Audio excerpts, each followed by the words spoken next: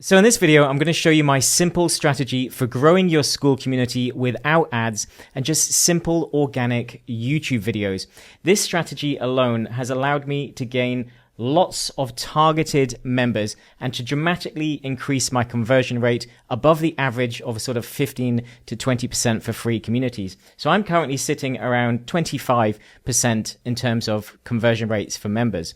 And this is highly targeted people. And I actually don't let everybody inside. So I think I can actually get this number up even more as I get more targeted to about 30%. So using this strategy, you're going to get highly targeted leads coming into your community. And what's even better is that these leads are 100% free. They're free and they're also targeted.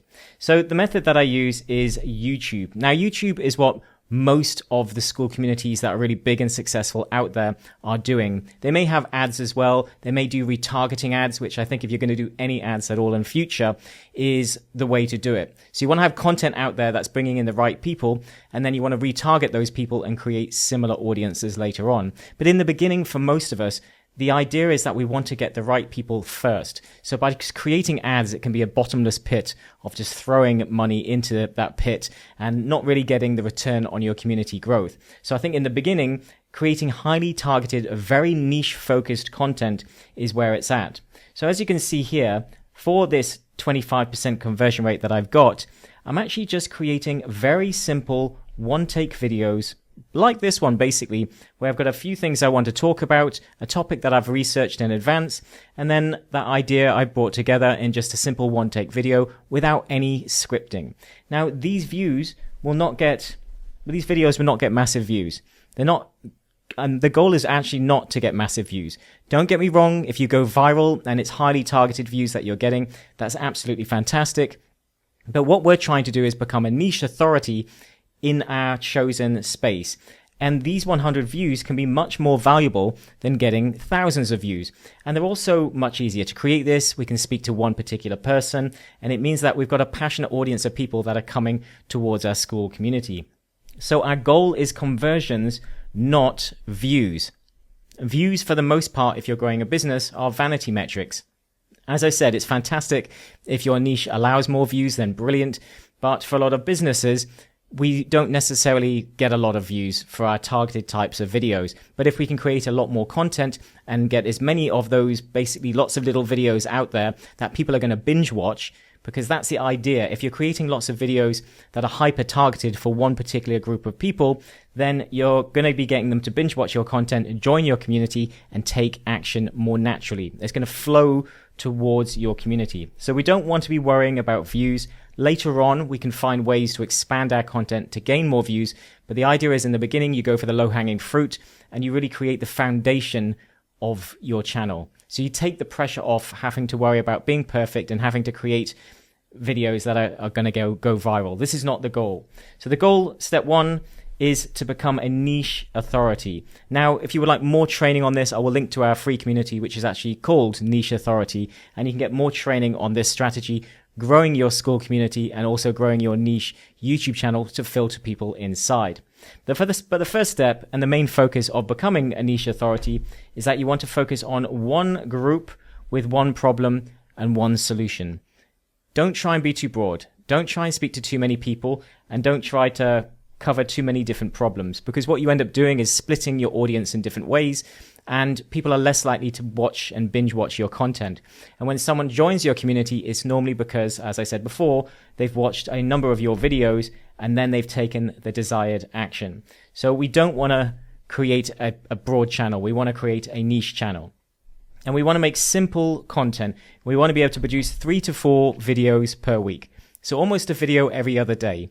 And that's why we want to do this simple one-take videos where you can come up with an idea and you can be creating content. So there's a nice cycle, even if you're getting low views, of video and content that is speaking to that one group of people. So we're creating videos that are just speaking to them. And as I said, very simple, very easy to create videos. And then as we get that, we start to gain mass. So within our niche, we basically will create content that will build the authority on YouTube. So once you've created enough videos, so let's say you've got 30 videos on your channel, they've all been hyper targeted, they're all very niche. Even if they didn't get very many views to start, they've created the foundation and told YouTube what your channel is about and who to show your videos to. And then what happens is it slowly starts to show it to the right people, and then they start to watch all of your videos, and maybe some of your older videos start to get views. So it's the tide that rises all ships. So one tide rises all ships. So your videos start to get more views. But you also have trained YouTube then to know exactly who your videos are for, but also we're helping to make sure that the viewers know exactly who the videos are for. It's for them. So by educating and putting that time in to being hyper-targeted, you will actually create the foundation to be able to start to grow the channel even quicker and gain even more people flowing into your community. The thing that we really want to do, we do want to focus on is, and not making it perfect, but just making it better than doing nothing, is our packaging, the video packaging. We want to be improving the methodology in terms of researching your titles and how you bring some psychology into the thumbnails. And again, that's the type of thing we can go into in more detail inside our community. Well, once you do that, YouTube starts to recommend your videos more. And as it recommends your videos more, it's not just that it shows it out to more and more people, but what it just starts to do is starts to recommend your content to the same person that maybe watched one video. So as you can see here, someone's watching this particular video, and then what happens is YouTube is suggesting more of my videos. And I couldn't fit it here, but there is actually about 3 to 4 more videos down here in the list of mine. So in the suggested and then also in the home page, it's starting to push more of my content. And that's because we focused on becoming a niche authority. We were actually able to create sort of a spider's web of interconnecting videos. And there's threads that are connecting all of these videos inside. And once people watch one, because all the videos are similar, YouTube starts to recommend more and more of them.